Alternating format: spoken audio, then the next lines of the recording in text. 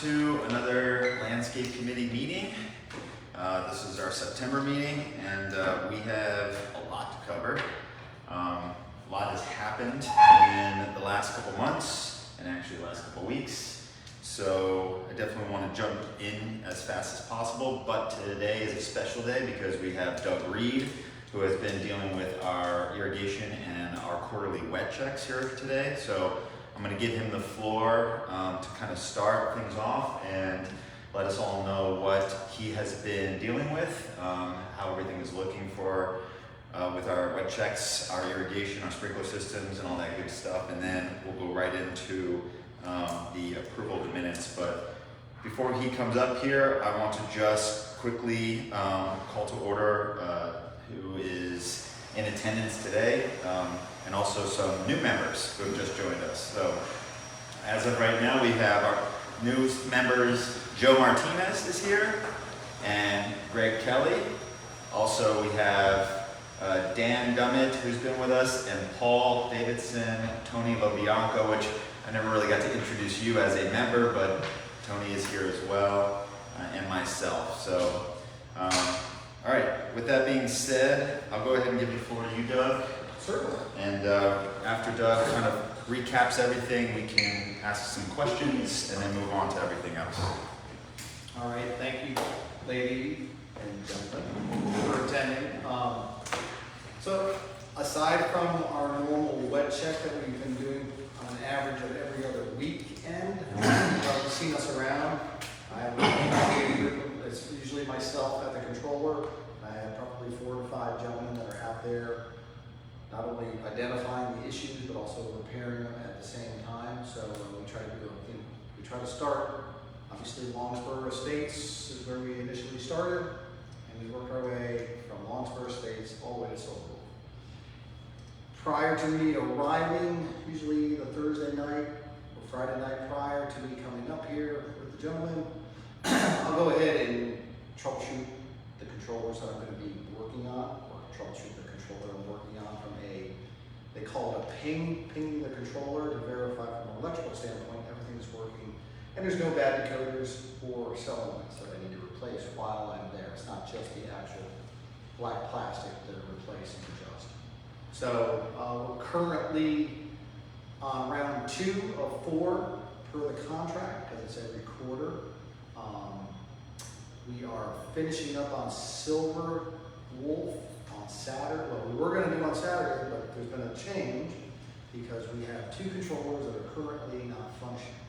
So my recommendation to Courtney was, instead of me coming up here on this Saturday to try to troubleshoot and have guys sitting there idle, I would rather get both controllers working myself, and then we'll postpone the final second round Silver Wolf wet check on the following Saturday, which would be, what's the date, 13th, 14th, 15th, what's like the 23rd. 23rd, thank you. So that's where we're at. It's kind of like a State of the Union address. Again, I can't emphasize enough because I've spent quite a bit of time up here. We cannot turn our backs on the irrigation system because you can clearly see how quickly it flips the switch. That's why it's a good idea to keep, not only the wet check piece, and that's the adjustments of the irrigation performance and coverage, but also from the electrical standpoint. So I kind of keep an eye on it behind the scenes periodically, not only before I come up, but also throughout the week. I'll just kind of pick a couple controllers, just check them to see if there's any issues. And I noticed Silver Wolf and the front controller, number 2 we call it, which controls practically the cul-de-sac on Longspur, comes back around up to Bald Eagle, and then goes down Bald Eagle and comes back or returns back to the intersection. So that controller is down, but I believe the other 4, because there's a total of 6 controllers, are functioning.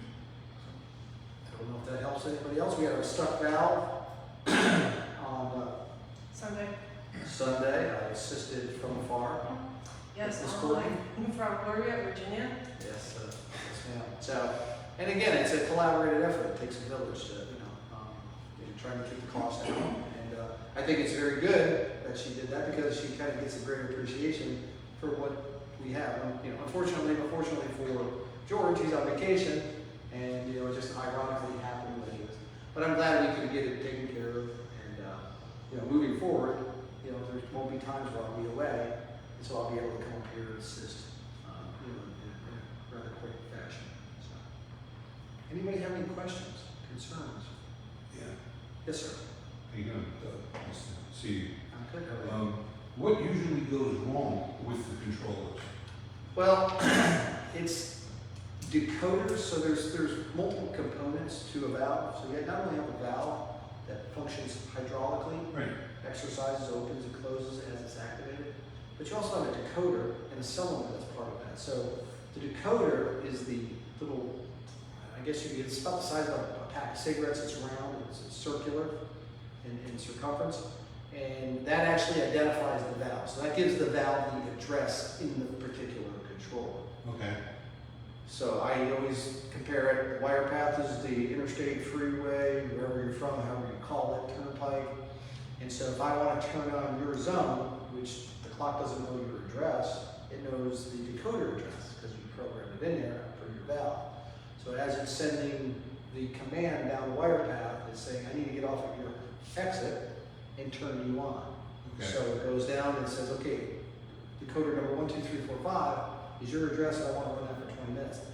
That decoder actually activates the solenoid, sends voltage to the solenoid, opens the solenoid, which then opens the diaphragm on the valve and allows the water to pass through for the designated amount of time that you turn it on manually or automatically at nighttime during this program. And how many homes are usually on one zone at a time? It depends. There are, like, if you get over into Key Deer on the big lots in the back, they have, and again, it's all developer. This is all based upon developer. They have two. Some guys like Gene Genesi had an extra valve put in that he paid for. There might be another one or two, but most of them have two on the bigger lots. But the smaller houses, you might have one valve, two homes.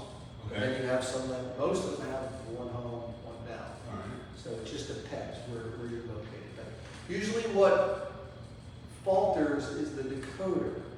And if the decoder is in a time frame, a 3-year period, we get warranty. But if it's outside of the 3-year warranty period, then there's no warranty on it. And those Same thing those decoders are in the box, right? That is correct. That's filled with water all the time. Well, yes, and actually they're what's the word I'm looking for? They're hermetically sealed? Yeah, they're sealed up. There's a motherboard in there, but they're all, I'm trying to remember the terminology.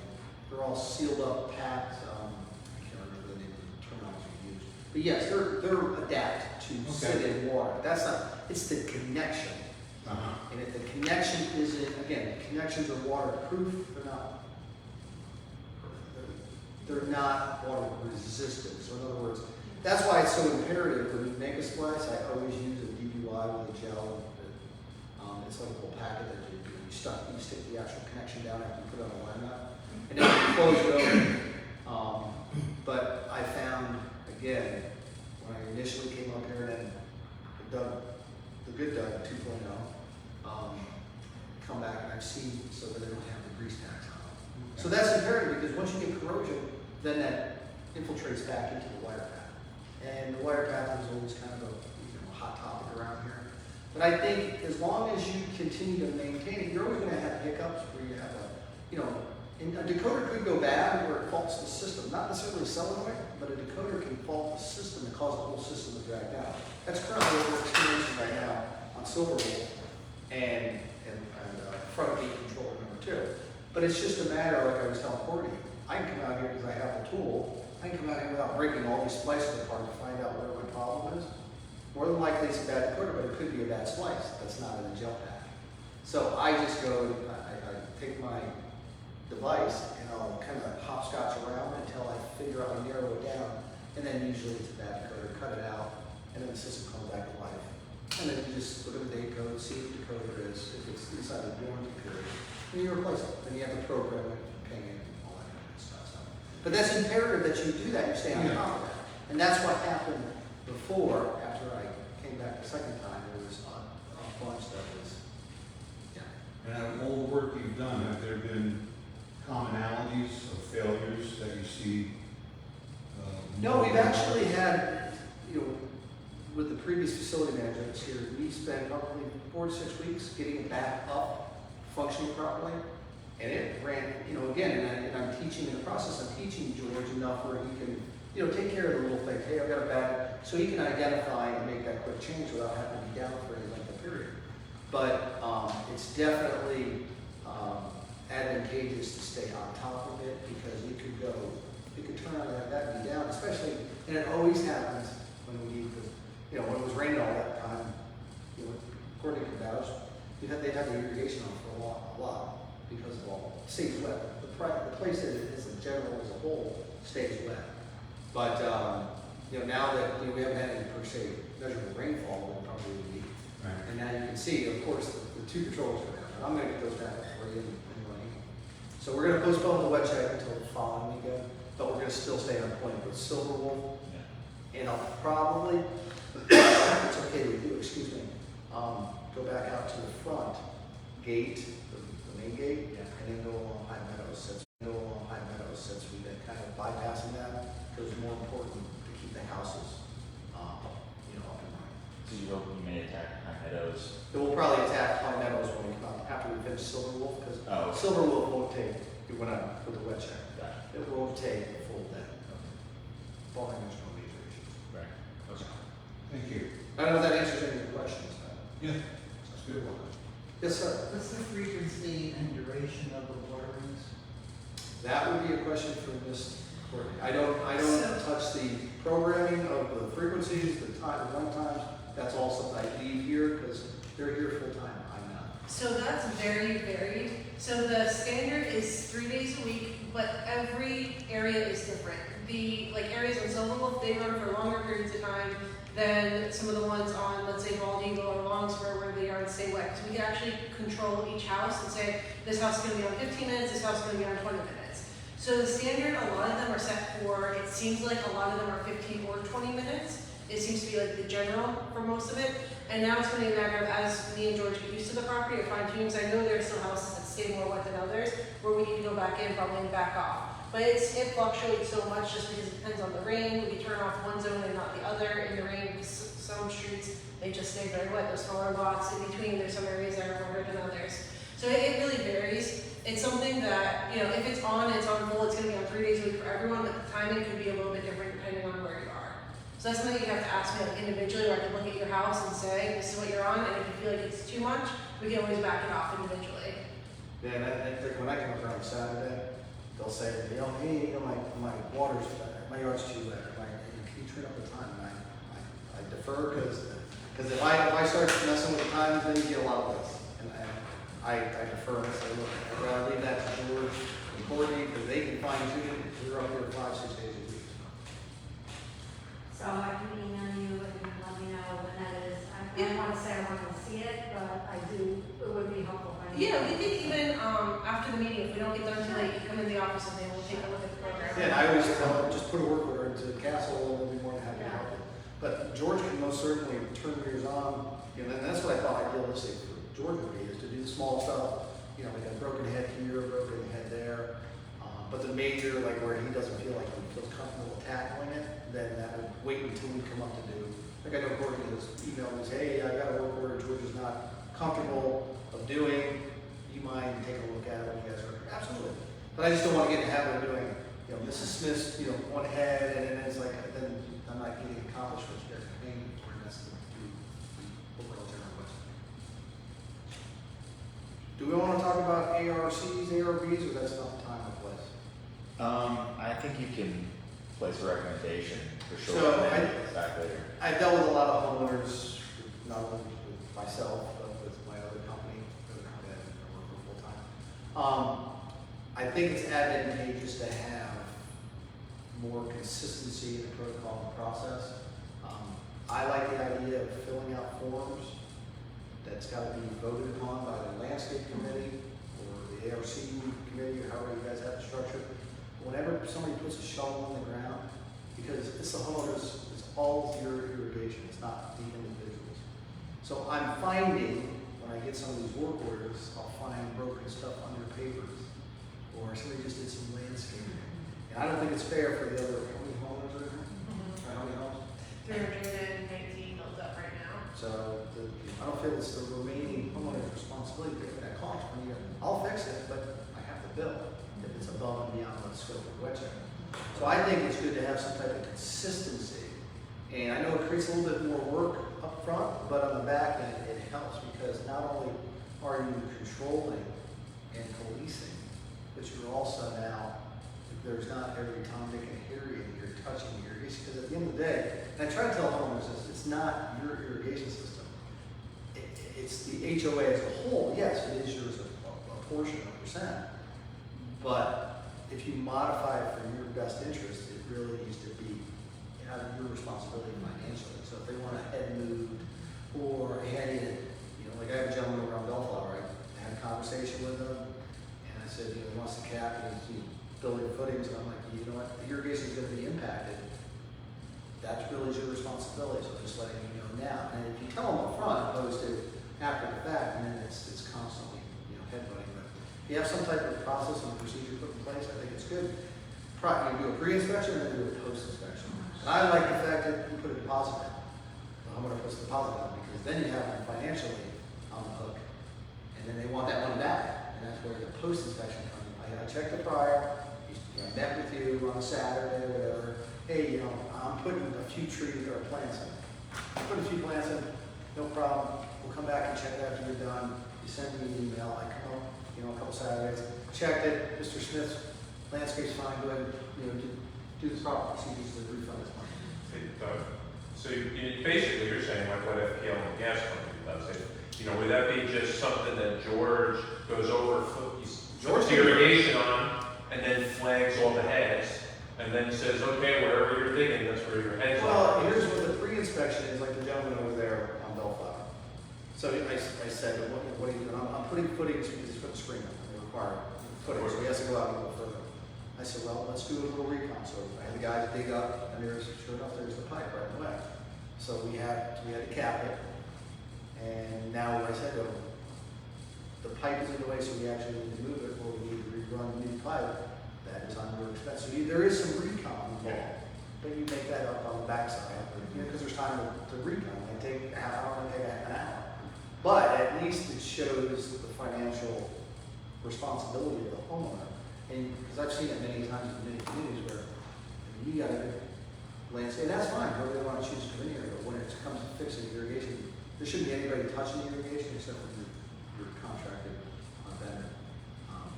And that's just my opinion, because it protects you as the association.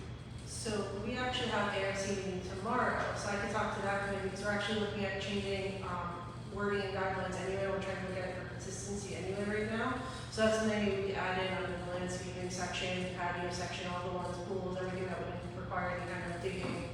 We could maybe work on adding some verbiage in there. Especially the pool, that when I change the valve out on, it's just before the Berry Gate on Longspur. And turn it on, and then the water in the back. So, and they just recently put a pool in, so I'm sure it got capped. No one put the irrigation back the way it was supposed to, and then you know, who's on the hook for that? Right. You know, that should, to me, it shouldn't be all of you guys because you don't own that, should be the homeowners. It's no different if you do it before. That's just my opinion, because I just think that kind of, it's not the wild, wild west out there for everybody's coming in here and do whatever they want. You have some structure. Like the small stuff like George can certainly go out there. Like I plant a couple plants, okay? You know, you turn on, okay, everything's good, and I'll come back in a week or whatever, I'm done, they do the work for, you know, email, needs you out and inspect, do a post-inspection, George goes out there, turns it on, yep, nothing broke, okay, no harm, no foul. But it's the big stuff, that's where, you know, start putting pools and patios in, you know, gazebos, and they're cutting, you know, the guys come in there and, oh, I can, you know, the paper guy, I can fix it, and then he's capping something, and then he is underwater, 3 months later, when the dry season comes, and then the workers go to court meeting, and no one has any track if he did anything, per se, and so that's where it gets. Yeah, it was a domino effect. And I don't do papers, so I don't think paper guys should do irrigation. So, I have a question. So, as a homeowner, can I get a work order for just a little meet and greet with you on Saturday? Like, I'm confused. Like, I don't have any major complaints, but I would like to to know as a homeowner how my irrigation is working. I mean, I don't want to just have to look for dead stuff. I would love 10 minutes of, information, and if I had to do something and was advised, I would do it. So that's something that's more for George, not really Doug, because if we have him stopping at every hole and only showing you the what checks, they'll never get through everything. That's more of something that we have George go out and meet with you and turn the irrigation on so you can see where the heads are going. Okay. I mean, it's like we couldn't have every single homeowner do it every single month, that's why we do the quarterly wet checks, but if you just were concerned about something or just to see where things are and where they go, absolutely, we have George come Yeah, out. and then if there's So- something missing, I'm sorry, if there's something missing, like you're missing a coverage or something, then that's when you And I contact would the totally seller. get it, and I would take on the expense. I mean, it's my home, I totally get it. I never had that kind of interaction before, and I love that. Yeah, we could definitely have George, so George is on vacation this week and next week, but when he comes back, I'll have him go out and take a look at your house. Okay. What's your address? 1451 Southwest Walton. Thank you, Brent. Oh, you're welcome.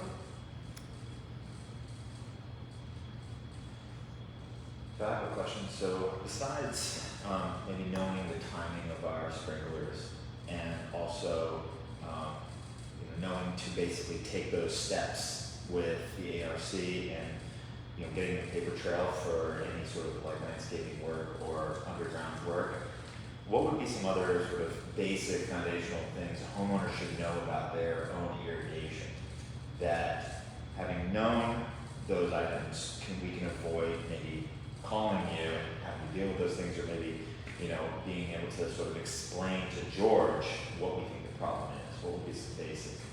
Well, I mean, first and foremost, you can't emphasize enough that if they have it, that they feel, kind of goes back to the, the watering schedule, because it's always a fine line, because, you might think your yard's wet, but, this gentleman here might think his yard's dry, and it's right next door. So again, can't emphasize, place the locals, because that's where you have a property management team. You've got the luxury of having a full-time, facilities manager, so he's constantly here, so he's the guy that should lean on him and Courtney. Don't turn on the valves. It's always been a manual. That's always been a challenge. If you want to see, like this lady here said, if you want to see how your coverage is, put a work order. George would be more than happy to go out there and turn it on. Courtney can turn it on from the office. When George is out there, he can call her and say, turn it on for me, just to make sure A is coming on automatically. B, he's checking the coverage with the homeowner. So again, it's being proactive. So it's a relationship.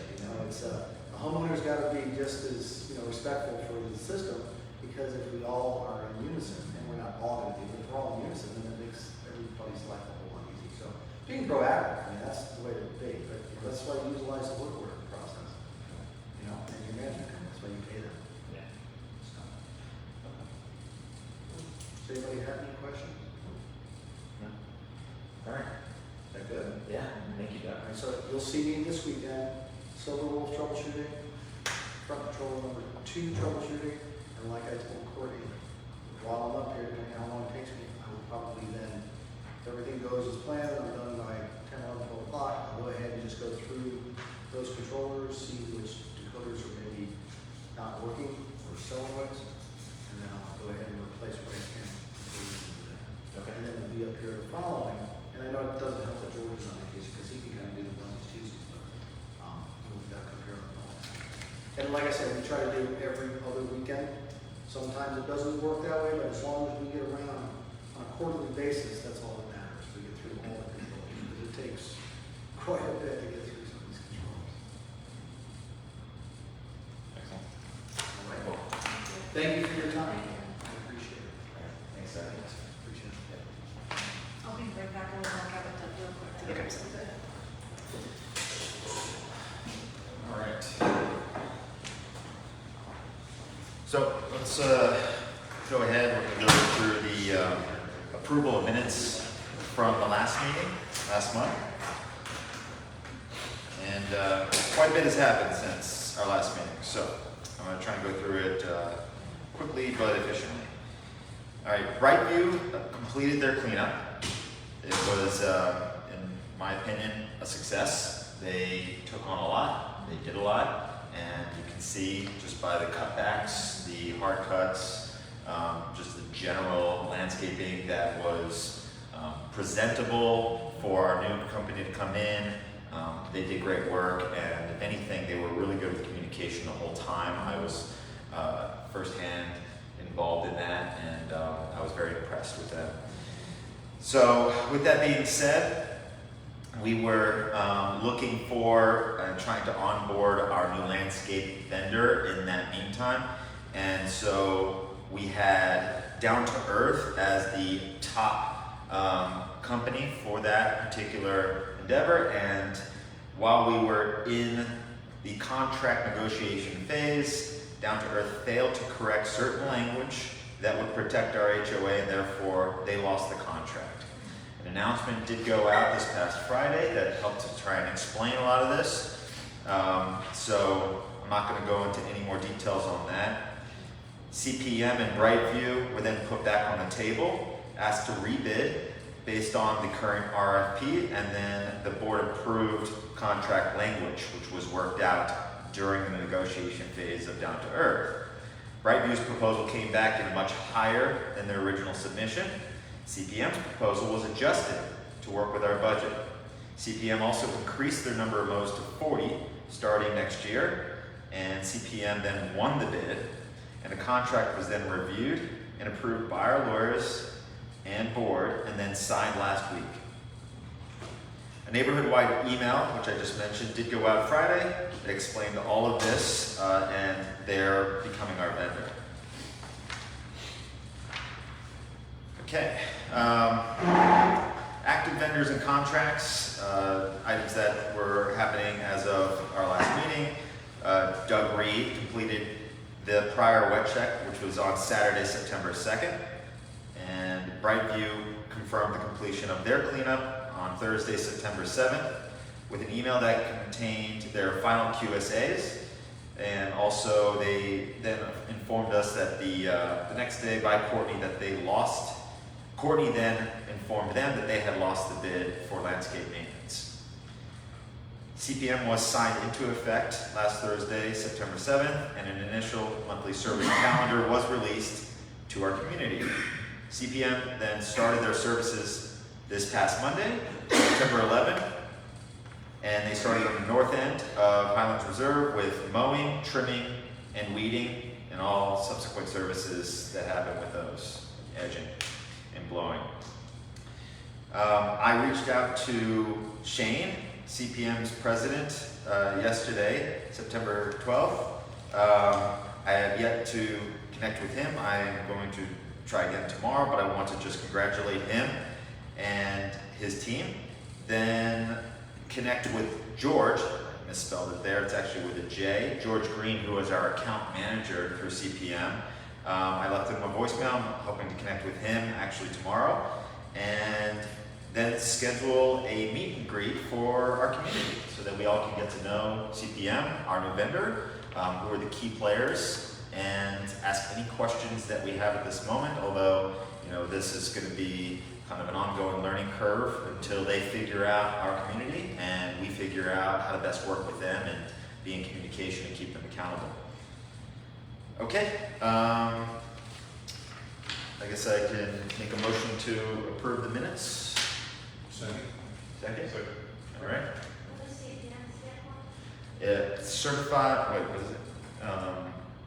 Certified Property Management? complete property. Complete property management. Start with. You're right, okay. Complete Property Management. Okay, so we'll move into open issues. Okay, so CPM being the biggest, most prominent situation right now, or event. So one of the main things we want to do as a committee is streamline communications with them. So one of the ways we can do that is to set them up as an editor in a shared Google Calendar that I did create. I'm still personally figuring out exactly what the preferences are for allowing them to do that. I tried already working this out as a tester with Doug Reed.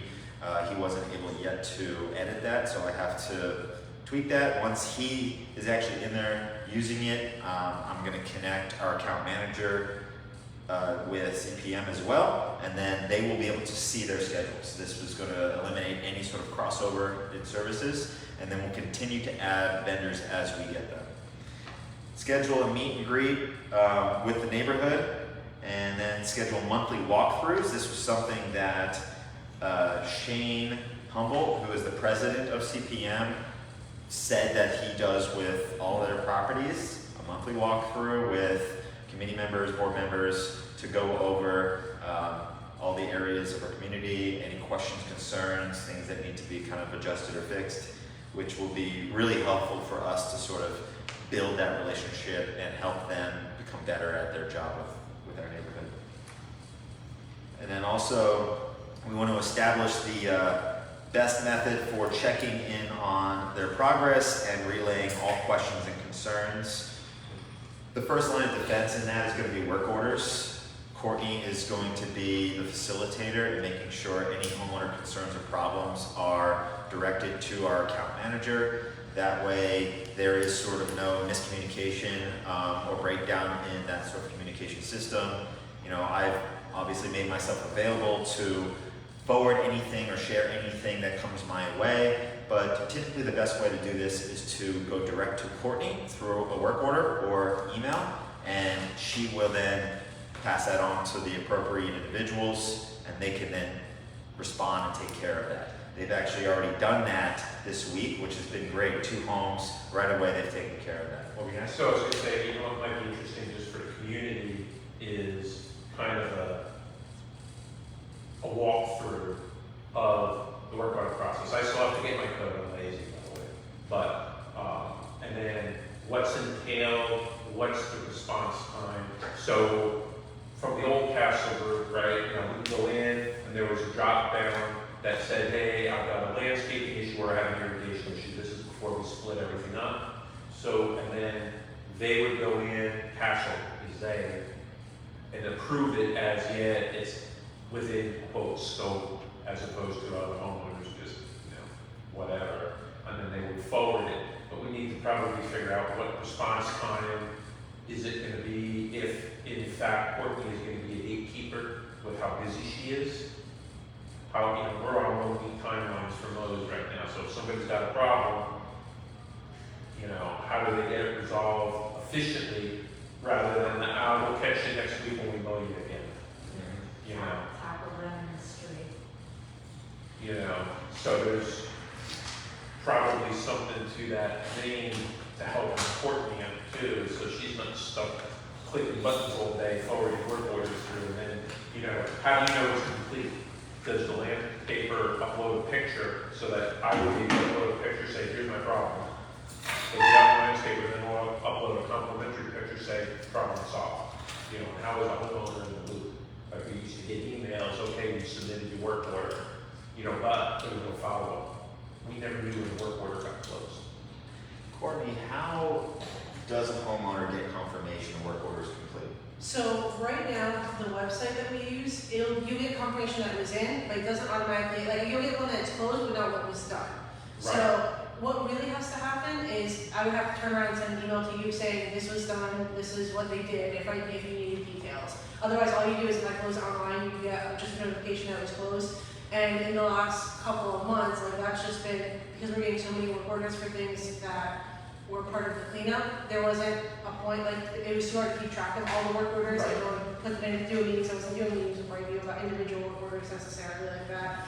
And so now that we have like one set landscaper, it should get a little bit easier, because George, our new on-site manager, he's on site every single day. I met with him today, I met with him Monday, he's on site every single day. So what we can do is set up weekly meetings with him, so that we know if I get them to leave door tags, then you'll get some kind of confirmation without me having to go back and send an extra email out. If Right. we get them to the door tag, you'll know that someone was there. So that's No, what and I think that, the door hangers work fine, you know, I mean, my bug guy does that when he does maintenance, is my property, and the door hanger, hey, I came by, I sprayed, right? You know, I think it's just to make sure that there's closure and in a timely fashion, so that people know that it was taken care of, but it doesn't burden you down with fast forwarding buttons and being stuck in the middle of everything. Yeah, one of the meetings I had with CPM, initially I asked them if they could make sure they do door tags when they start to give them work orders, because that will save me a step, so that way if you get notification from the website saying closed without details, but you see you got a door hanger, you'll either be good, or you won't be good, and it'll trigger you to go ahead and call me and say, hey, the door hanger said this, but it wasn't done, you'll at least know what they said was done, or what they said the issue was. Right. Yeah, and I think that was a great suggestion to have some sort of work order instructional. Like, we do have a basic one, at least to where you can go and create a place a work Yeah. order, but I think maybe some sort of, I don't know, video or something instructional that shows exactly how to place that and submit.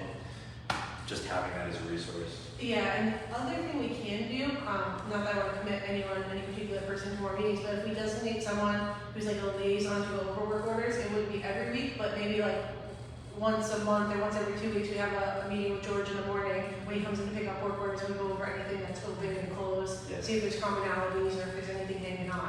That Yeah, would- They used to do that at the landscape committee meetings, going back several boards ago, was that was what one of the functions was how many work orders are still open? Mhm. You know, what was the service time for them, why weren't they being closed, et cetera. Yeah, and that's the thing to make it more streamlined, that we don't have to do it at a whole big meeting. We have one designated person that goes, it sits through, it takes 5 minutes on, Monday morning or Tuesday morning to go through and say, this is everything that's still open, this is the closed stuff, what are we seeing a lot of? Do we have a lot of trim being missed? Do we have a lot of edging being missed in the backyards? What's the common thread here?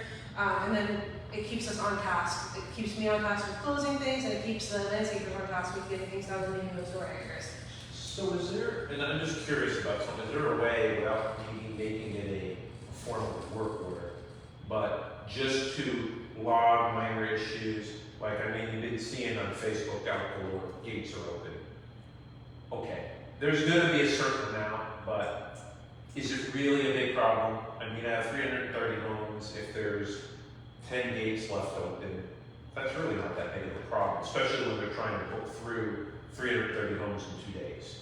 But hey, if it's consistently that there's progressively more, it's kind of like a data lottery. More than, oh, here we are, and they actually have to go close it. It's, okay, thanks for letting me know. And then if it hits some threshold, hey, George, come on, your people need to go back and figure this out. Well, the gates, I actually like to tell them every single time, only because people have dogs, people have kids, and especially if someone has a pool, really becomes a big safety hazard. So those ones, are they? Okay, well, I was just picking No, one, but those ones I would always send on every single time anyway, just so he knows, just because of a safety issue, where God forbid I didn't send that on and someone had a pool and then someone drowned.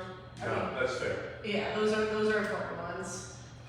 Two things I want to follow up on this with. So, in terms of communication, I was told that it'd be good to get all our vendors in once a month, so that they're all connected and aligned on the services that they're doing, the schedules and stuff. Would that be a good time then to go over those work orders in like kind of a bulk scenario, or are you thinking each vendor separately work orders? We could either do it all at once, I just don't know you'll get all vendors in a room or on a phone at one time, would be my concern. But we can try to do that, and if we can get multiple people, then yes, that would save time. But someone like Doug doesn't need to sit through work orders about, trimming and weeding, that sort of thing. So we might have a hard time trying to get everyone, or it might be Maybe it's too just long. one of the majors that really do kind of interchange Yeah, with each other, but- Landscaping, we could still go over like minor irrigation, the stuff that George is doing in the landscape meetings, because we could do it with George and George, both Georges, together, and then if we have major stuff, get with Doug separately, because most stuff is not gonna go to him for a work order unless it's like heavy digging or controllers or things that we couldn't do ourselves.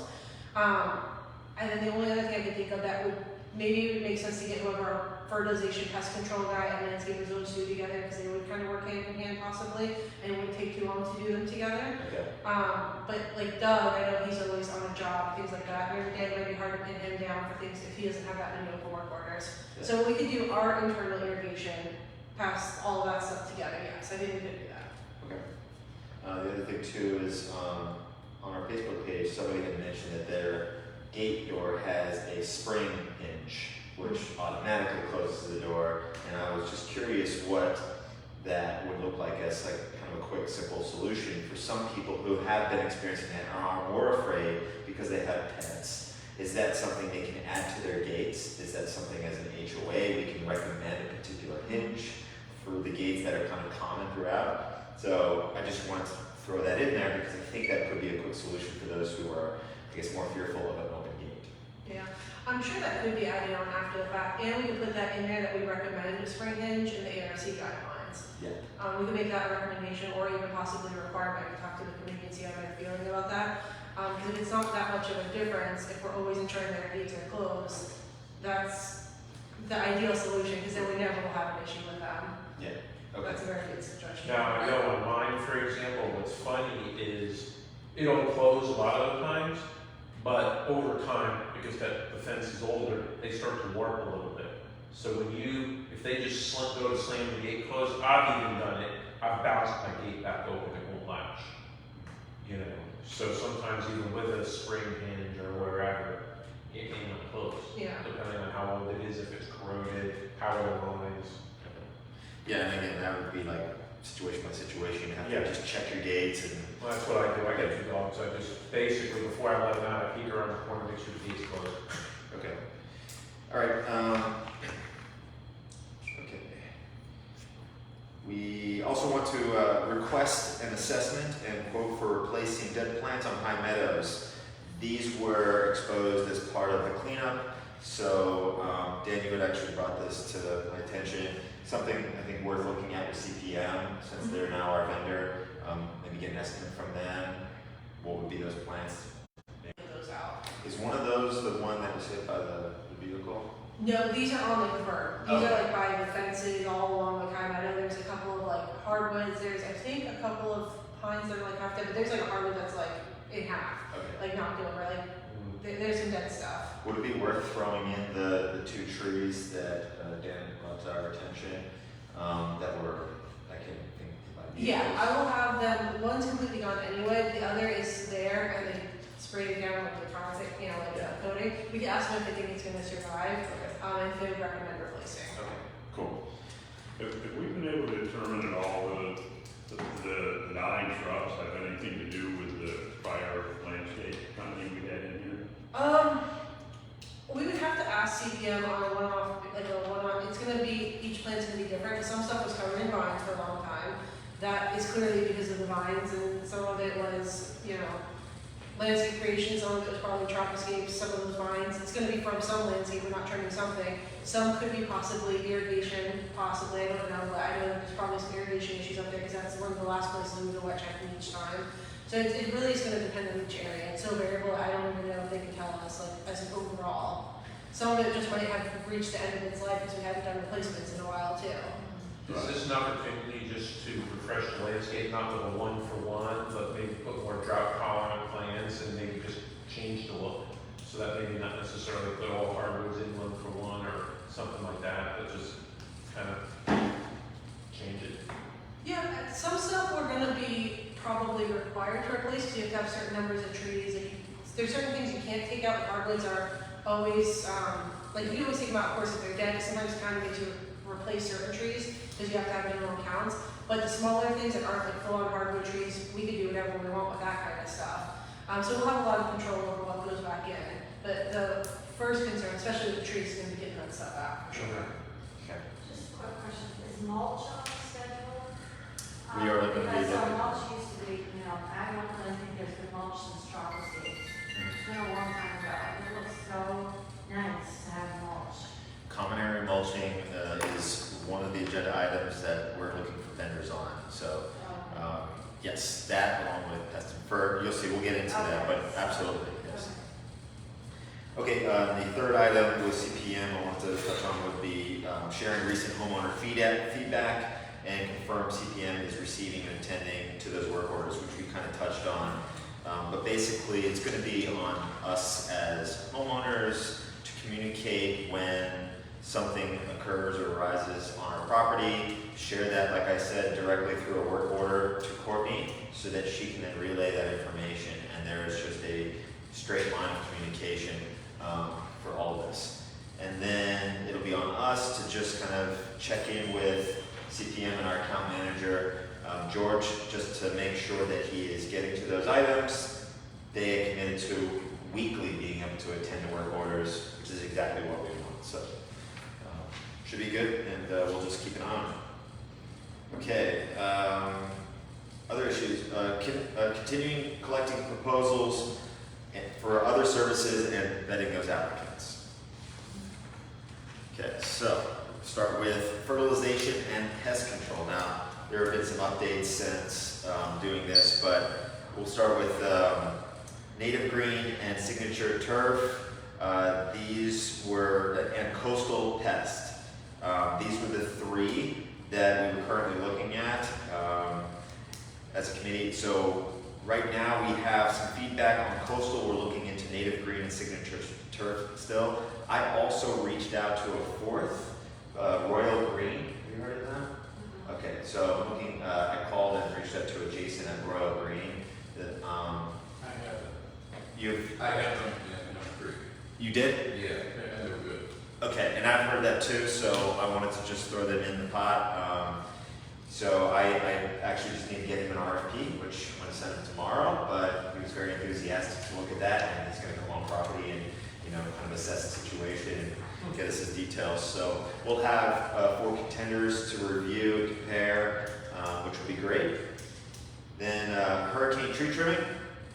So the committee did a common area tree tally on Saturday, August 19th. That was fun. We kind of rode around and broke up the community, counted as many, we did basically oaks, palms, and any sort of miscellaneous trees throughout the entire neighborhood. The number came down to roughly 620 oaks, 400 palms, and 71 other. These were all common area trees. And we used those numbers to create the RFP, which was then sent out to multiple vendors. One of them was On the Mark Landscaping, who has a tree trimming contact. I have yet to connect with him on whether or not they've reviewed that RFP, but I will follow up with him. Courtney also did an amazing job collecting a ton of others, which will be great to sort of have as we continue this vetting process. The list here is Sherlock, Timber, Only Trees, Integrity, is it Octor? Octor, yeah. Octor Enterprises, Duffy's Tree and Landscape Services, and Zimmerman. So plenty to look at. I think we may approach this from just kind of like looking at the majors, you know, and seeing what they can do. And what they come back with, and then if it varies heavily, maybe we just continue on to some of the more medium-sized companies and beyond. But I think this is a good list. Any thoughts on? So, do we know yet who's gonna be like point of contact yet on the tree RFPs and vetting? Just so I can loop people in as needed? Not yet. So I want to definitely do that when we get to sort of the tail end here, and we can kind of, as a committee, brainstorm like next steps. Okay. Unless somebody wants to just, you know, at this moment, volunteer. Otherwise, I think we'll touch on it. Okay. Okay. Preserve maintenance. So we have Adam Trenter is lead on this. He is collecting information for us. We have the most current PAMP, which he shared with one of his contacts, who's an independent contractor named Drew Gatewood. He is with Advanced Restoration Ecology, and he came out, actually looked at our property, assessed the situation, and is still in communication with Adam to just determine what needs to be done, what it's going to cost, and those kinds of things. Adam also requested any and all reports from a Tony Adam, who is the senior biologist of EDC. So EDC is our, or was our, vendor for preserve maintenance. I don't believe there is any active contract with them at the moment, right? No, well, our contract was only on an event basis, and we Right. had to schedule those events, so we're not locked into anything at all with them right now. Yes, so he had reached out to them, Tony got back, said that they are more than willing to resume services with us, and they will come out and do a walkthrough. One of the things that we definitely want to determine is what does a treatment event actually entail, right? We want to define that. I think that would be very helpful in us determining exactly what is being done through their services. And that's basically it right now for preserve maintenance. I think the goal is to lock somebody in and then go ahead and have a plan of action for ridding of the invasive species, which, you know, Lindy said was the main issue that we have to tackle. And we want to do it. I guess there are two approaches she had suggested, but we have to figure that out with the vendor. Okay, then there's lakes and wetlands maintenance. Both Courtney and Adam reconfirmed that Solitude is our current vendor. Courtney also shared that Solitude is one of the largest companies around, and they are also very competitively priced. Courtney also recommended a couple of others just to put Solitude up to bid, and check out Superior Waterway and Treasure Coast Aquatics at the same time. I think this would be very good for us to do. Yet to make any progress with that, but I think, you know, coming week we can go ahead and start doing it. And compared to all the other projects we have going on, the lake service has been fine. Like, there's nothing really that's been wrong with anything that they've done. It would be good to look at it, especially because if we're looking at preserve, a lot of these other vendors can do preserve, so it'd be nice to have a vendor possibly, I could do both maybe. Yeah. But it'd be a good time to look at it, but it's not like we need someone now, because out of all the issues, lakes really aren't so much the issue, it's more of the preserves that are the issue right now. We get the reports from them, they are coming out when they're supposed to. But it's always good to always look and just keep in mind that there's other vendors out there, especially if we're doing preserves, so might as well look.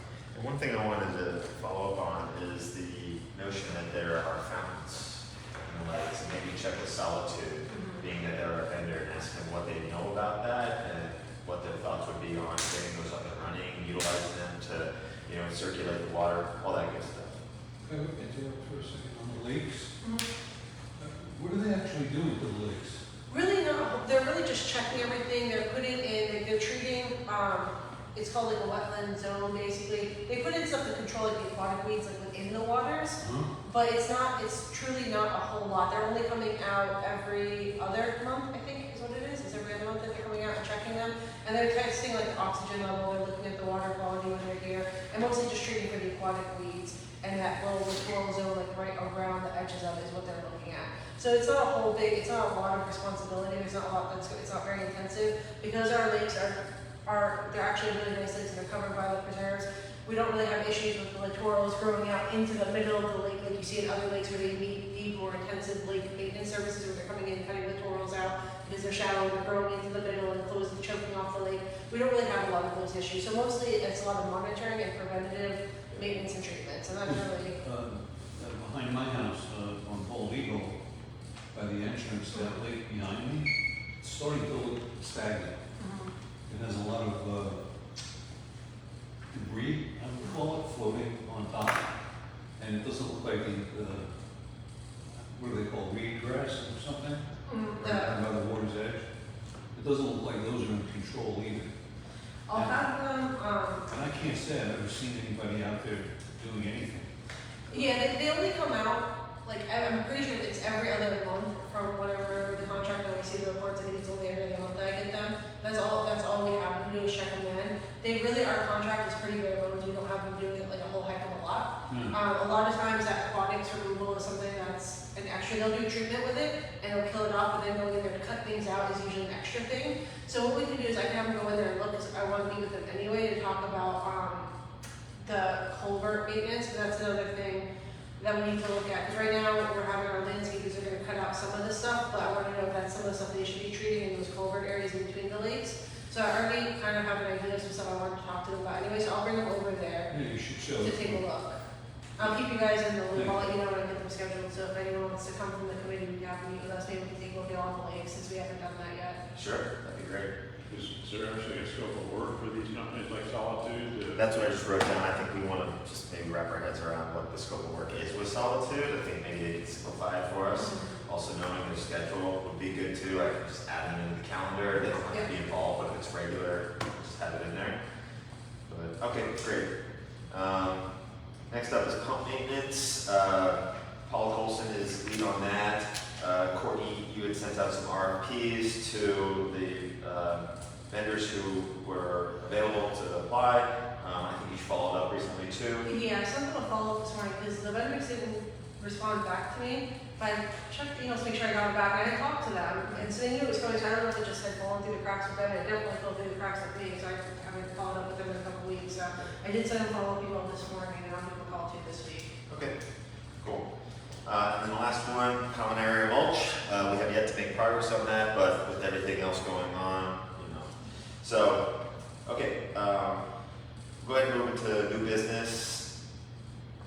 So finding and onboarding other vendors, so with fertilization and pest control, I think most of this I did kind of touch on as we were going through, but we definitely want to discuss and collect all the information around the 4 potential vendors for pest and fur. Now one thing I do want to do as we go through this is just kind of like prioritize, the service areas that we're working on. I would imagine fur and pest being number 1 Yes. now that we have our landscaping company. What would you say would be sort of a good number 2? So fur and pest definitely has to be number 1. I think number 2 is really tied between preserve maintenance and hurricane tree trimming. Those are the 2 next big things, just because of preserve maintenance, we haven't done a cleanup event in, at least a quarter plus now. So it's definitely time to start looking into that, and we're getting a lot of questions that I can't necessarily answer sometimes about the preserve maintenance. And hurricane tree trimming, we definitely need to get a plan in place, because I'm working on the budget now, and we need to know what our actual numbers are and start getting a trimming plan. Because what we're definitely gonna have to do, you kind of touched on it, is pick target areas to do in this year, and we're gonna have to probably phase it into, it'll be a 3-step process of getting our community back to where it needs to be. And if you keep that going, then we're always gonna be in good shape, but we just need to pick and choose which areas need to start first. We're gonna start making progress basically. Yeah, these 2 are definitely 2 and 3, and they're neck and neck. Okay, and then you say pump maintenance is probably number 4, just because it is an important factor in our Yes. irrigation system. Yeah, it's a very important factor, and that one's a little bit quicker to do once we get those proposals, because it's not, big sums that have to be voted on. It's something that once we get the 2 proposals, the proposals in, we can look at them, common sense, which one's the most cost effective. We have one of the vendors we recommended by Doug and he's worked with, so assuming that they're not crazily priced, that would be, the recommendation from me, just because he works with that vendor well and knows them. So that one should be easy to knock out, but that could be a 4 for sure. Okay. I have a kind of a bid comparison sheet template set up already for fur and pest, but I have not really updated that. That's one of the things I want to do by the end of this week. And then hopefully we can collect enough of information that we can start to position ourselves around the top 3 recommendations, submit that to the board, and then get in our new vendor. Okay. Any other thoughts on that? And then I would say, mulch would be after all of those, after we get preserved. That, at least I have a general idea number-wise for budget, because that's what's important right now, is I'm trying to figure out budget numbers and have to be realistic, so we have the money to do what we need to do. But mulch would have to come in right after we do hurricane, tree trimming, and preserve maintenance, get a handle on that. Even if I could we're not fully vetted, if I could start getting some proposals in and start getting an idea of cost, I have a better idea of what to base things on. And then lakes and wetlands, that could be, bottom of the list. We don't have major issues, we'll look at bald eagle, but it's something that I don't have a problem with solitude, I don't think they're a bad vendor, that we can, if there's little issues, we can correct with them. And then bid that out as we get through some of these other projects. Gotcha. I see I have pump maintenance on there twice actually. But on one of them, I threw in the IQ pump that is behind the tennis courts.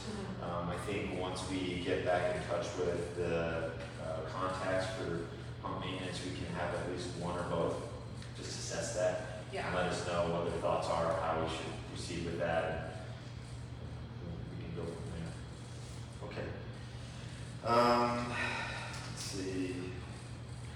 I have defined the treatment event.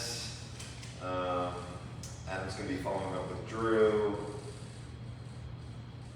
Okay, lakes and wetlands. We've got setting up a meeting with Solitude on site so we can look over the lakes and then even share RFPs.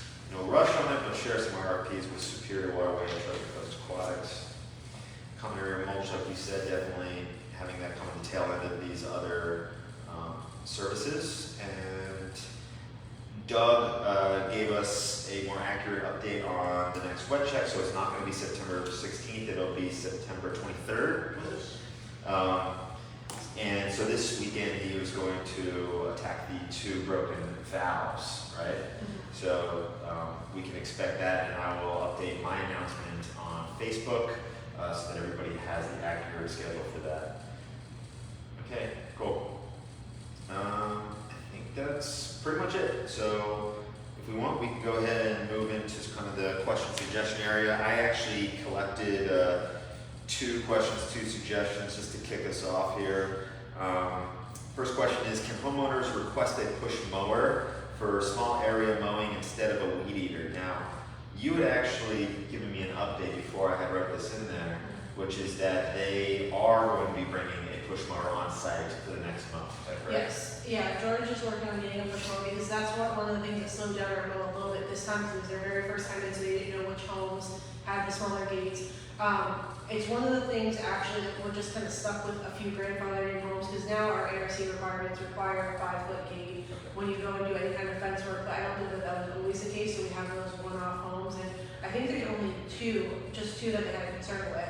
Well, they had a small, so there's a difference between the push mower and the, Well, no, so my house is, you look at the front of my house, I have the 36-inch gate, which Yeah. doesn't fit the rider on Yeah. the left. I have a 5-foot gate on the right, so the guy that weed whacked my backyard walked out the 5-foot gate. So, and Yellowstone had brought in the 36-inch or 35-inch, because they stand literally right behind it. It's a little mini rider. Push mower is much better in my backyard. They'll tip it because of the steep slope that the workers put. Yeah. They'll roll it if they get down. So the push mower is better, but George's people are not being, I think, completely upfront with him with how many? what really happened, because he walked out the 5-foot gate. I got a beautiful picture of it, they measured. Yeah, there's gonna be important like growing pains with them, but they are going to work on getting a push mower for the next one. And luckily, there really aren't that many of the homes like that where we need it, where it slows us down too much. So we should be going to it, I think, in the next one, that will speed it up a little bit too. Are they also aware of the, I'm sorry. Go. So I saw him today, the guy that they said they couldn't do it last time. He was on top of it, and he. That's the 35-inch one that they do. That's not the big one, yeah. And it took really literally 7 minutes to do, Yeah. and it was done. But I really don't even think, because I'm here tonight, I'm learning all this stuff, this company was not responsible for the last month.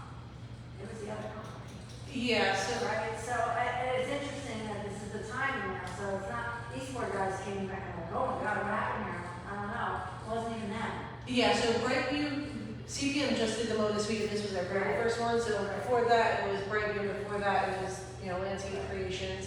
But now they have a better idea of what they need, because the 35s can fit most of the yards, because some people do have smaller gates, and most of them though, we could get that 35. It's the one-off ones where there was a couple that they really needed this time around, because they just didn't have the equipment with them. What it was called, there's like one guy on it, and they mowed it right there. I might get one. The other thing, Danny, I don't know how to emphasize, the homes that have fences, after they mow, when they do their trimming, when they're doing the trimming, somehow you have to communicate with them that the trimming, I would assume when they trim, they have to get under the bottom rail of the fence, because there's a lot of grass that grows up in between, and they're not getting down. Well, the question is to ask them, because we had that issue with the other, no, I know exactly what you're talking about. So we had that issue going back about 7 years ago with Yellowstone. And after finally getting the account manager, the Yellowstone account manager said that their people were not allowed to do that because it would damage the fence, and they were they would be responsible, that they would either chemically edge, which means they'll put weed killer underneath it, or you had to establish a border on either side of the fence line, and then they would hard edge along it. But they would not go underneath the fence. For the line trim? Yep. So what happens, I can tell you just that I've seen it, and it's not just Yellowstone, I've seen that with a lot of landscapers will require that, because if there's not enough of a gap, and their guys accidentally hit it and they start peeling the paint off, they might not, rip your fence apart, but they start knocking the paint off it, or if the fence is older, they're more likely to damage something, then they don't wanna be held responsible for that damage. So if you have like a really big gap, if they feel like they can do it, they'll usually do it, but if your ground comes up like this, and they only have this much space, they're gonna be afraid of damaging it and being held responsible for that damage, and that's why they won't do it most of the times. I'll clarify with CPM to find out, it may be that you need to put in a work order and we have to look at the individual fence, because it varies so much fence to fence, like you'll see some areas will edge and some areas they won't, just because the guys don't feel comfortable, because if they damage it, then they're gonna have to pay to have that fixed, and that's where it becomes a problem, is they don't want to be paying out of pocket constantly for the paint peeling off and things like that happening to the fence. So it's gonna probably be a combination of chemical, like you're saying, chemical treatment in some areas, or some people would rather just let it be and not, but otherwise it'll be chemical treatment in some areas and then weeding in others. Unfortunate, a lot of it is now because it wasn't done, so, it wasn't done. Yeah. For a while, so. So I think some of it might just be a matter of we need to get things cleaned up, and they just need to be able to see where the fence line is, like you're saying, if it's very overgrown, it's hard for them to see it, so some of it might naturally get cleaned up as we progress too. It might be a case by case basis where we have to put in, as knowing as it is a lot of work orders for individual homeowners to have them go out and look to see what they're comfortable with and what they're not.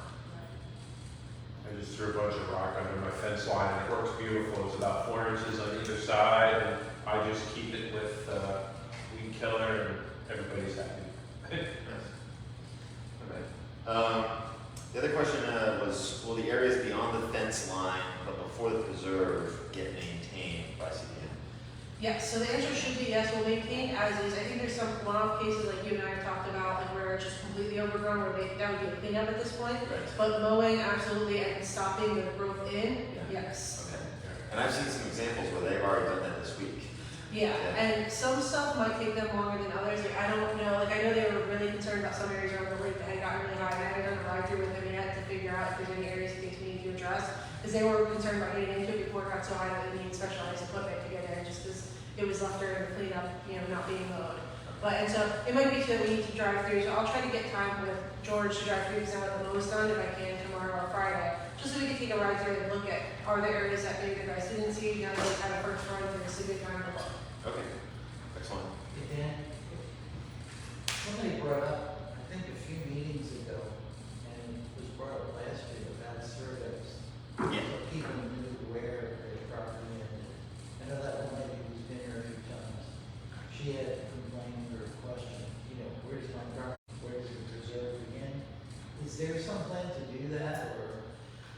I think one, yes, that did come up, and I had actually volunteered. I was going to attempt to go through that process myself and just document like how I did it so that I could share it, and then anybody independently can go and get a survey for their own home. But Courtney brought up that we should have that. That should be sort of in our documents, right? So And you couldn't put. Well, every homeowner should have a survey when they buy the house. Preserve, it's 6 feet in from the preserve, so now when you see it, it's very clear, Yep. because they have mowed in between, but there's like rules and HOA laws about that. Well, if you go on some, and it's not for every home because each development part is different, but like I know on Bald Eagle, if you go once you go on the other side of the bridge, so like on this side of the street, it's the middle of the berm. If you just shoot a line down the middle of the berm behind every property, the house that you go by, that's basically the end of your property line. Because when Theodore Horton fouled up my pool, they had to put a retaining wall in, so they measured in the 6 feet back in from that line. So yeah, you just shoot a line right down the middle of the berm, that's the ballpark where the preserve is. Okay. Cool. But that's the homeowner's responsibility, I don't think that's our responsibility. Yeah. Yeah, it sounds like there are multiple ways to kind of skin the cat on this. It's not And, how I know where my lines are. yeah. Okay. All right. Cool. But yeah, the easiest way, if someone does, like you said, if they've done ARC, then I would have it, but I don't want to tell people to start coming to ask me because I have to look through a bunch of ARC records Yeah. to see if they've ever submitted a survey to us. But the easiest way, if you really don't have one, go to Morton County Property Appraisers. You can follow the line right down the map. Some areas, like you said, if you find one, you can follow that line straight down. You can Yep. see.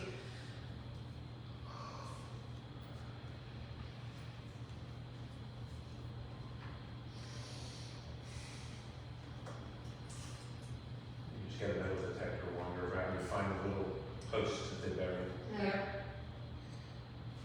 Okay. It's fun, make it a project.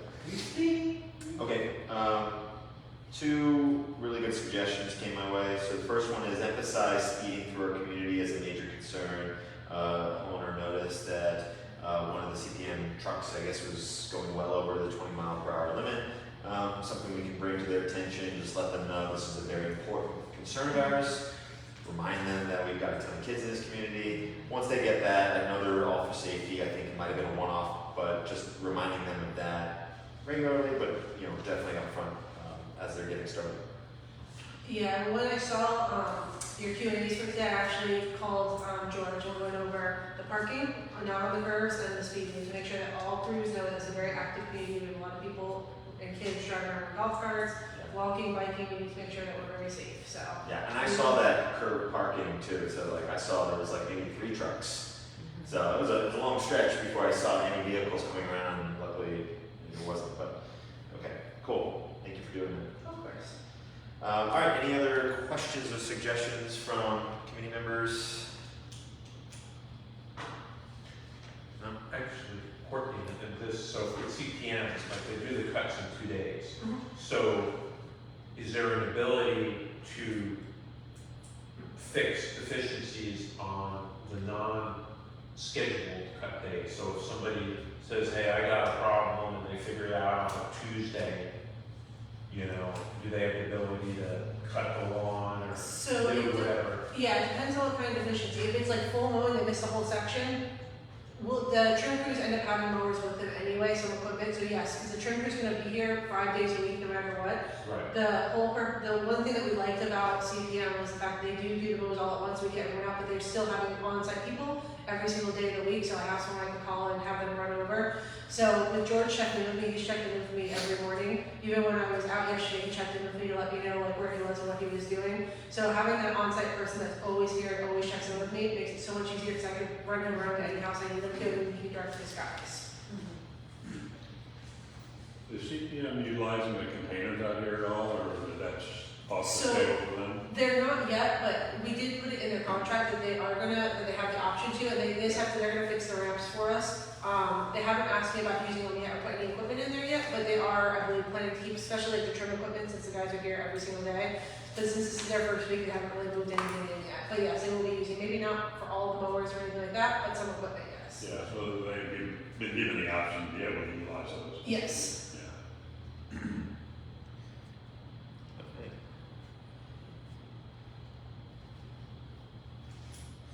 Great. Okay. So I think that's it. I think what I'd like to do now is just kind of circle back to some of the open issues, and we can collectively just work towards next action steps for the rest of the month between this meeting and next meeting. As Courtney helped us do prioritize some of the services. So right now, Pest and FERT is the most pertinent issue. We definitely want to start to move on, determining who are the top 3. Top 3.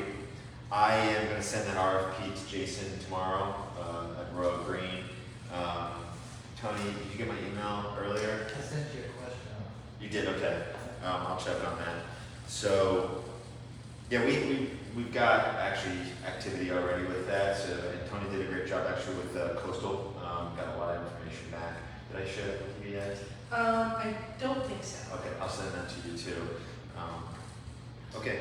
Can I just ask, is there any way I know I'm not the mulch lady at this point, but I think one of the big things for the community is that at the holiday time, the property looks really nice. So can we set a deadline that we would have mulch laid by December or something? Or, because it is really important when people have come in the neighborhood that it looks a certain kind of way. So I'm just wondering if there was a deadline we could have, because it's one of those things you can see.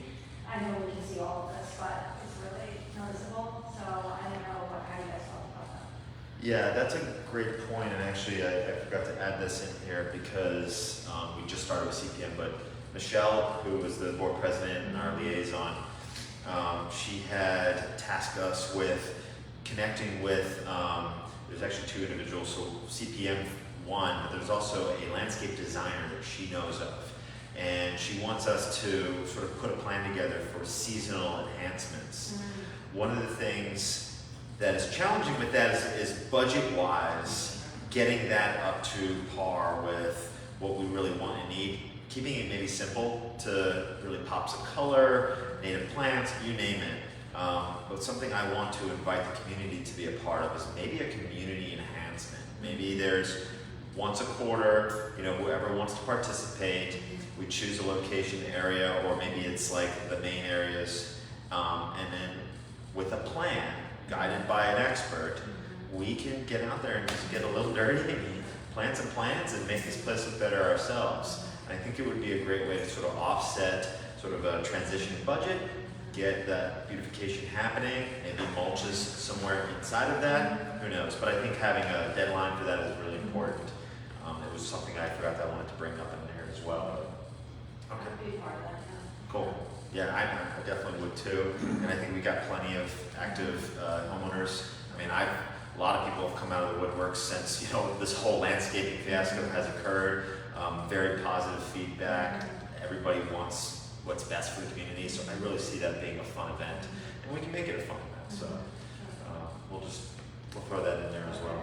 Okay. All right. So we're moving on pest and fert, hurricane tree trimming, and preserve maintenance. So hurricane tree trimming, I'll defer to you on how you think we should attack the list that we have here. I know you have kind of given your thoughts on some of the more key companies that are in this list. So I haven't really done a lot of initial inquiries yet, other than getting the list and getting some recommendations from some people. I could probably knock out a couple. I just having conversations with a few of them to find out if they're capable.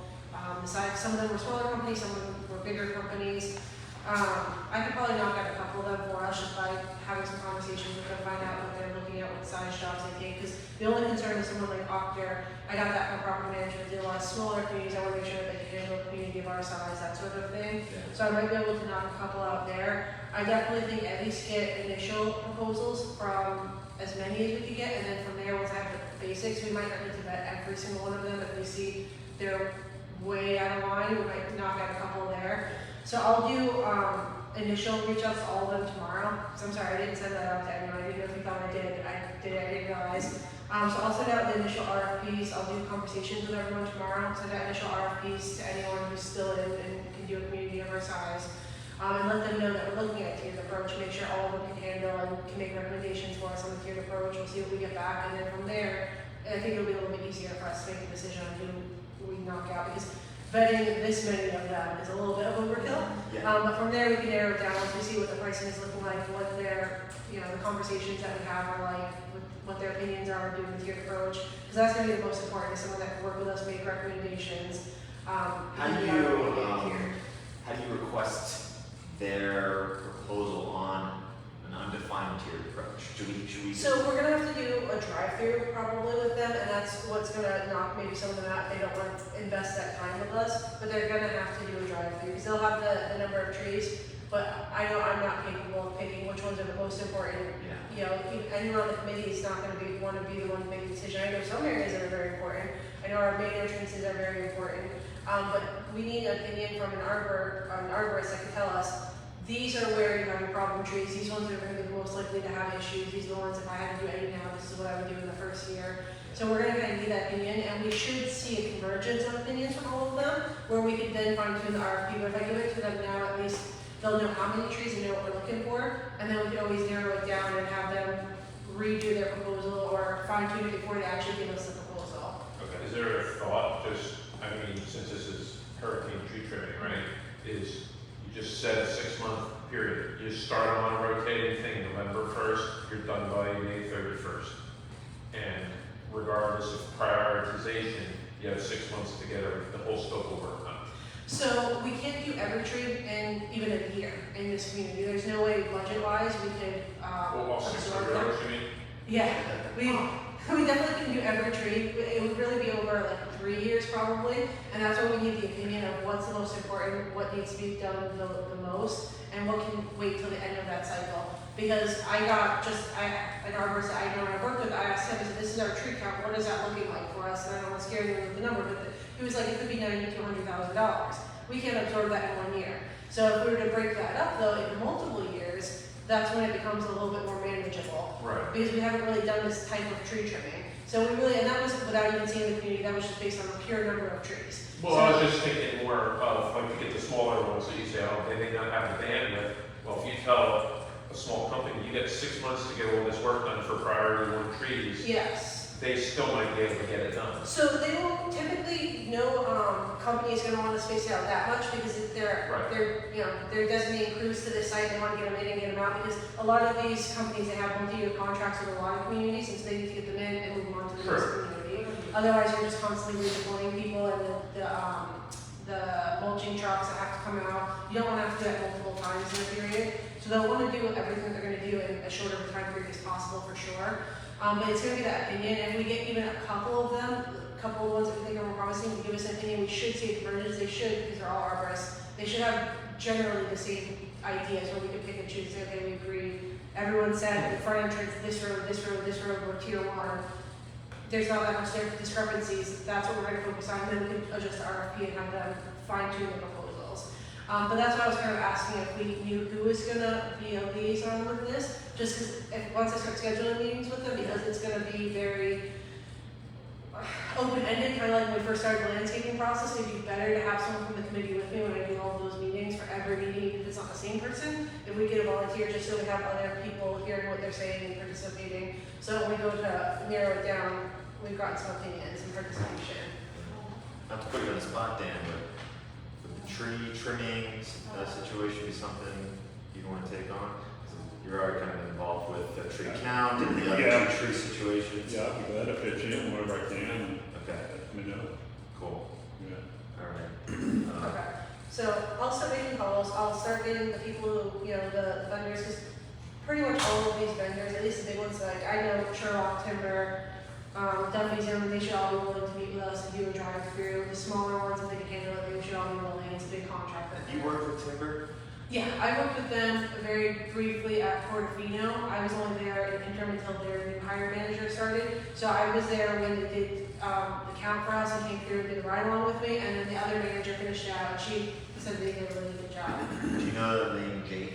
Yes. Okay, I got that name too, and also a recommendation for Timber from somebody else. So I made a note next to them as someone to look into. Yeah, Jake's the one that I work with at Portofino. Cool. He usually does a lot of the meetings for this kind of stuff. Okay, excellent. All right. All right, so you're gonna help kind of whittle down this list a little bit. I think Dan can help us sort of like take on the collecting of the information with whoever's left over on that list, and we can vet as a committee together anything that comes our way. Okay, cool. Adam is, he's making progress with preserve maintenance. Lakes and wetlands is kind of like secondary to that. But with preserve maintenance, I think just getting EDC sort of up to par on the things that we have question marks around is going to be key right now. Having them maybe come out and do a walkthrough and then just gives it. They've already been in here. They know our preserve. We definitely want from them a number. Yes. Yeah. Yeah. Okay. Cool. And I think, so, although I agree, like, we need to meet with them and get numbers from them because they know it, I think that is one that we should, because it is such a big contract. We need to get stuff going now, so I agree, we need to get them in meeting with the best. They've done cleanups, we need to define it better than we've defined it in the past. Yeah. But that is one that we should, once we have our heads in the water a little bit more, definitely put out, because that's gonna be a big contract every single year, and it's gonna be continual. Got it. Yeah, and I know we got a list from Lindy too. Is there anything on there that maybe stood out to you? It's like Not really. I'm gonna be honest with you. I haven't done a ton of preserve work because most associations, their preserves are like when I was at the last association I had to have preserve, it was the size of this building. Like it was super small. And so there's not as much work being done within those, and it's easier to control the lake maintenance guys, to control it. And so I haven't had anything quite like this before. So I haven't worked with a lot of different vendors specifically on preserve stuff. Okay, cool. I'm I'm just gonna open up the floor for the, we got some new members, recent and older members who, knowing all that we're working on, does anybody want to volunteer for any of this stuff? You got a question? Yeah. Since we're looking at all these contracts, is there a contract to do the holiday lighting? Yes, so there's one in place now, we're in the last year of it, so they're already contracted to do the lights. I know that was something that some people had brought up to the board previously. With all the other stuff going on, we'd rather just let the current vendor do the lights for this year, because those have to be scheduled almost a year out. So when we get to the new year, that's actually, believe it or not, when we have to start bidding out for the next year's, because they schedule out really far in advance. If you don't have a contract by like early summer, you're gonna have a hard time getting squeezed in anywhere. And there's a timing issue with the trimming and the lights. Yes, so that's one of the reasons that we wanted to put hurricane tree trimming first. At the very least, we gotta have to get someone, even if it's standalone, to do the entrance trees. Because any trees that are lit up, and I'm sorry, I don't really know your plan very much, but any trees that are lit up, even if we have to have CPM do it, we gotta make sure they get trimmed. Otherwise, if you put lights on there and then the fronds start falling off, you're gonna be constantly paying for repairs and lights to go back up. So you wanna get anything that's gonna be lit up, trimmed, even if we have to just do it individually with the CPM. And is it better to do it as close as possible to the lighting? Yes, so typically what I've done in other associations is you can do it with the hurricane tree trimming vendor, and that's what I've done a lot, is you'll do 2 trims a year, so they'll come in and do their regular hurricane tree trimming, but then they'll do a separate standalone trimming as part of the contract. They'll work it in at XYZ areas at the entrance. These specific palms get trimmed in October. Usually you want to do it towards the end of October, because they'll put the lights up, believe it or not, sometimes as early as the end of October, depending on what the contract says, and just leave them off and just have them up there, because it's so competitive. We're trying to get so many communities up. There's only a few companies that really do it for communities, so they can go up as early as October. So that's usually the time we're looking at to get those trimmed. Okay. Okay.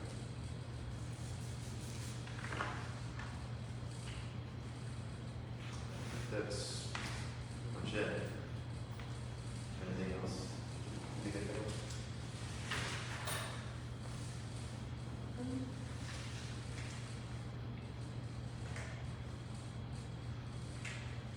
I think I'm good. Anyone else have any thoughts or suggestions they want to add before we close this up? Hey, Ann. Hey, How you doing? I'm good, I'm good. All right.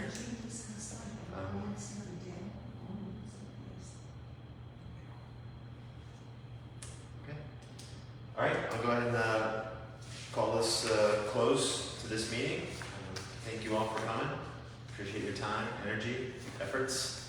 We got a lot to take on, but so far so good. And progress will continue. Yeah, we got the time exactly right. Yeah, nailed it. All right.